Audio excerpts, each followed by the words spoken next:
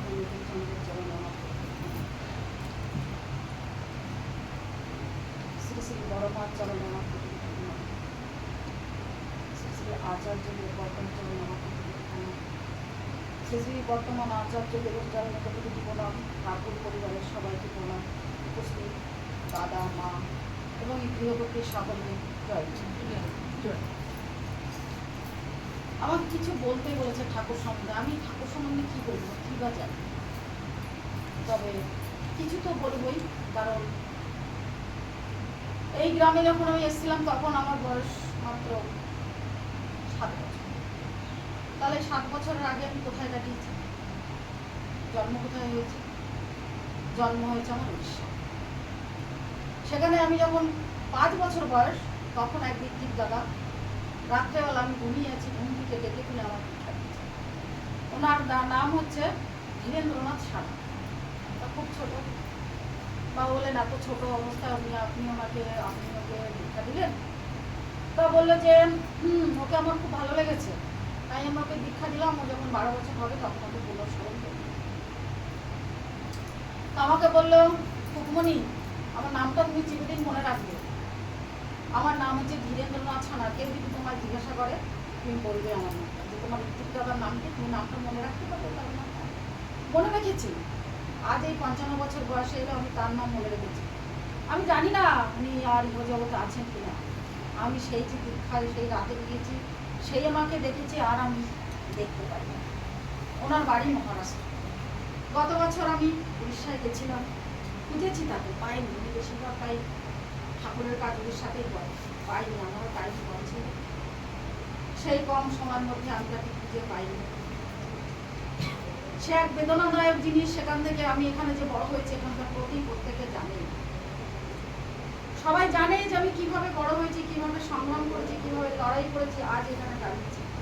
একমাত্র আমার ইষ্ট দেবতা মাথার পরে ছিলেন, তাই আজ সম্মানের সহিত বেঁচে আছি।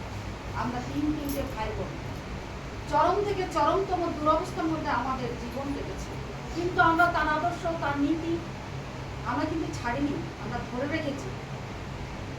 তখন এই স্বস্তিপল্লীর চেহারা, পরিবেশ, পরিস্থিতি সম্পূর্ণ আলাদা ছিল।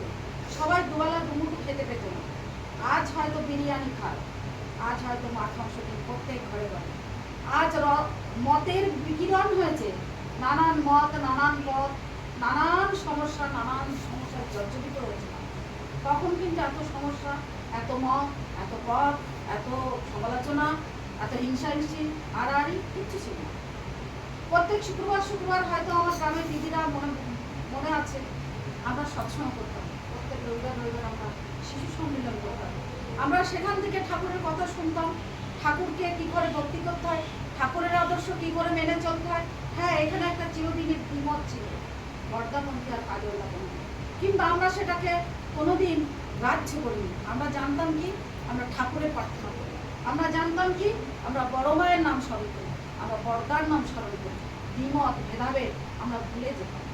আমরা প্রত্যেকেই অংশগ্রহণ করতাম, প্রত্যেকেই সুস্থ, স্বাভাবিক, সুন্দর ছিলাম।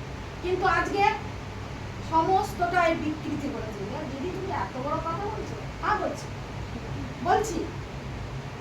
আজ এই গোটা শ্রাবণ মাস বড় মায়ের শ্রী বড় মায়ের জন্ম মাস, পূর্ণ শ্রাবণ মাস। একটু খবর নিয়ে যদি জানতে পারো, প্রত্যেকটা গ্রামে গ্রামে এই শ্রাবণ পরিক্রমা চলছে। এদের মতো মায়েরা প্রত্যেক দিন এক একটা বাড়িতে পাতিসম্পন্ন করে।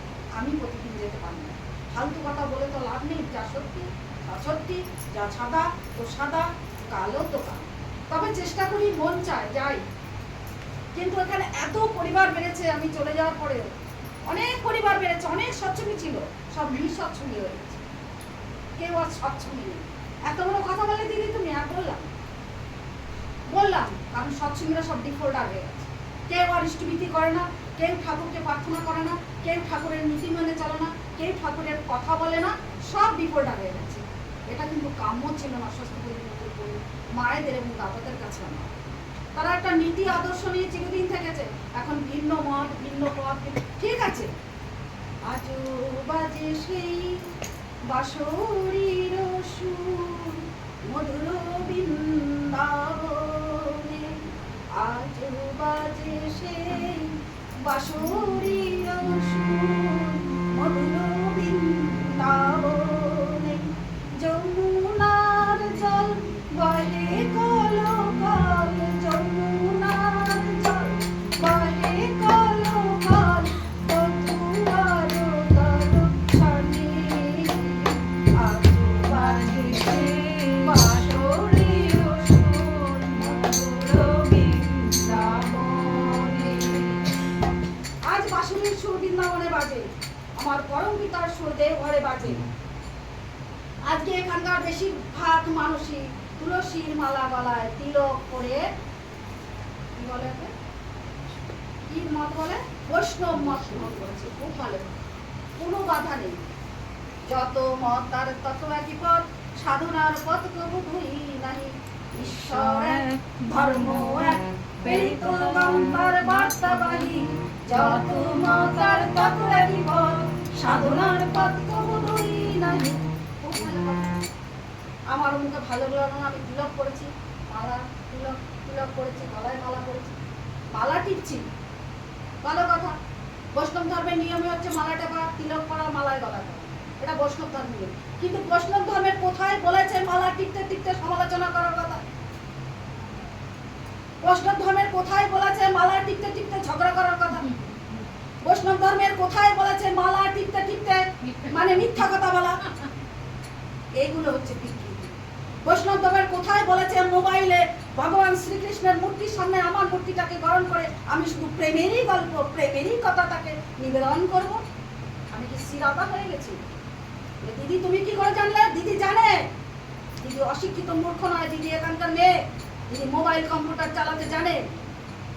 আমি দেখি এখানকার মেয়েরা যে স্ট্যাটাস ছাড়ে, এখানকার মেয়েরা ফেসবুকে যা দেয়, লজ্জার বিষয়, ঘৃণার বিষয়। ধর্মকে বিকৃতি করছে, আমার পরম পিতাকে অসম্মান করছে। তোমরা ছেড়ে দিয়েছো, ঠিক আছে, বৈষ্ণব ধর্ম নিয়েছো, বৈষ্ণব ধর্মের মতোই থাকো, তিনি যা বলেছেন সেইভাবে চলো।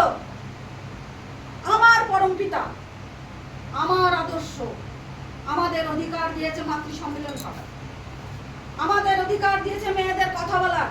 আজকে যাও তুমি বৈষ্ণব ধর্মে, কেউ তোমাকে বলবে না যে মা তুমি উঠে 5টা কথা বলো তো, মা তুমি দুঃখের কথা শেয়ার করো তো, মা তোমার পরিবারে কি হচ্ছে একবার বলো তো।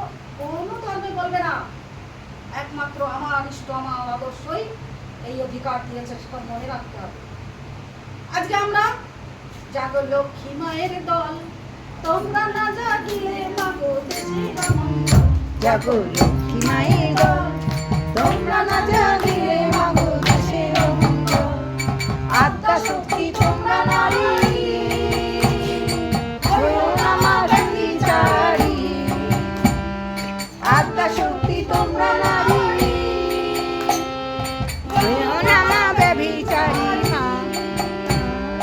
তোমরা জাগো ধর্মে কর্মে হয়ো, তোমরা জাগো ধর্মে কর্মে হয়ো না চঞ্চল।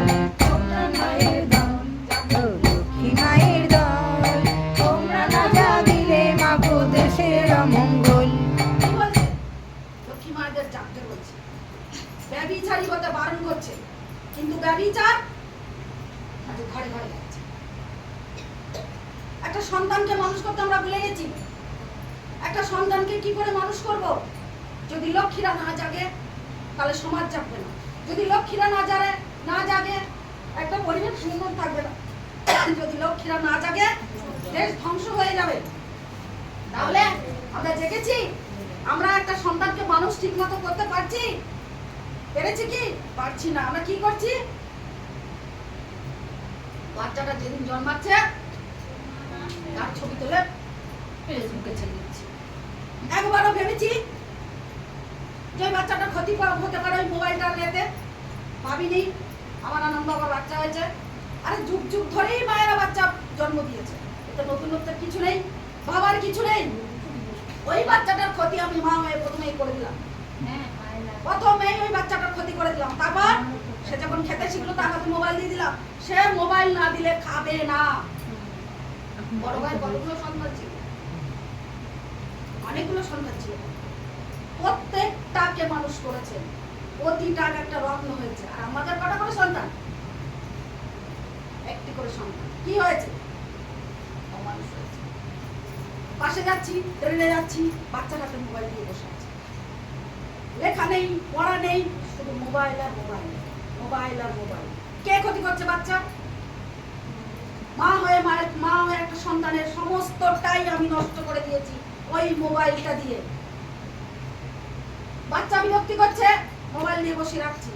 বাচ্চা খেতে চাইছে না, মোবাইল দিয়ে বসিয়ে রাখছি। বাচ্চা ইনজেকশন নিতে চাইছে না, মোবাইল দিয়ে বসিয়ে রাখছি। আর আমি কি করছি?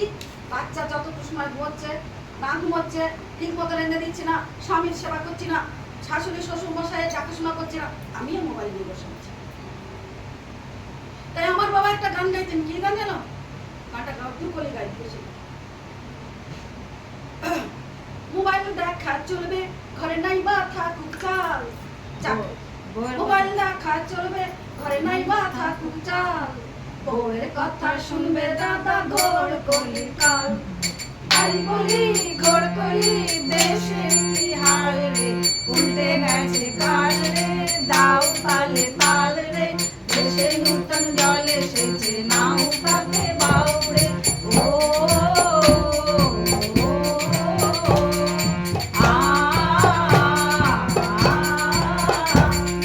ইউনিভার্সিটি ডিগ্রি আর উড়ে খাবে জল, যদি চাও দাদা শুনতে গেরা কল। ইউনিভার্সিটি ডিগ্রি আর দুয়ে খাবে জল, চাকরি যদি চাও দাদা শুনতে গেরা কল। তাই বলি ঘোর কলি দেশের কি হাল রে, উল্টে গেছে কাল রে, দাও তালে তাল রে, দেশে নূতন জল এসেছে, নাও তাতে বাউরে।